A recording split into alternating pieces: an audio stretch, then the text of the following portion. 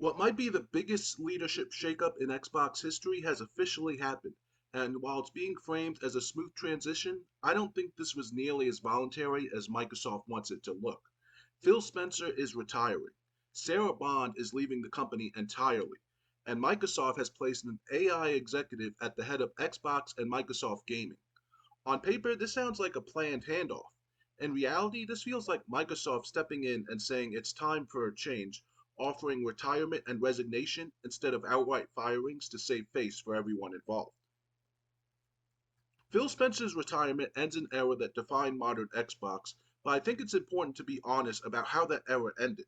Spencer joined Microsoft in 1988 and took over Xbox leadership in 2014, and for years he was widely praised for rebuilding trust after the Xbox One disaster. Game Pass, backwards compatibility, studio acquisitions, and player friendly messaging all helped stabilize the brand.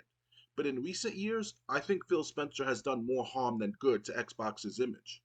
Publicly saying that Xbox lost the console war was a massive self inflicted wound. That kind of messaging doesn't inspire confidence, it doesn't rally fans, and it absolutely does not help sell hardware or build excitement around the platform.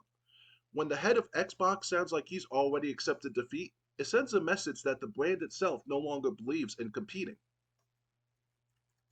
On top of that, Xbox's direction under Spencer became increasingly unfocused. Exclusive messaging kept shifting, the importance of Xbox hardware kept being downplayed, and Game Pass started to feel like it was treading water rather than evolving. For all the acquisitions Xbox made, the payoff has been slow, inconsistent, and sometimes completely invisible to the average player. Microsoft has confirmed that Spencer will remain in an advisory role through the summer, but this really feels less like a victory lap and more like a quiet exit after confidence in his leadership started to erode eternally. At the same time, Xbox President Sarah Bond is also leaving Microsoft, and this is where the situation really starts to feel forced. Bond was widely seen as the most likely successor to Phil Spencer and had become one of the most public facing Xbox executives in recent years. Instead of stepping into the top job, she's leaving the company entirely. That doesn't happen in a vacuum.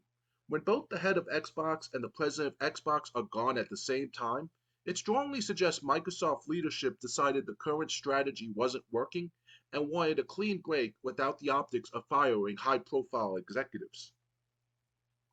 That brings us to the most surprising move at all, Microsoft naming Asha Sharma as the new head of Xbox and Microsoft Gaming. Sharma comes from Microsoft's AI division, where she led the core AI product unit, and she joined Microsoft in 2024 after holding senior roles at Meta and Instacart. This is not a traditional gaming hire, and that's intentional. Microsoft clearly wants Xbox aligned more closely with its broader technology and AI strategy, whether fans like that or not. That said, there is reason to be cautiously optimistic.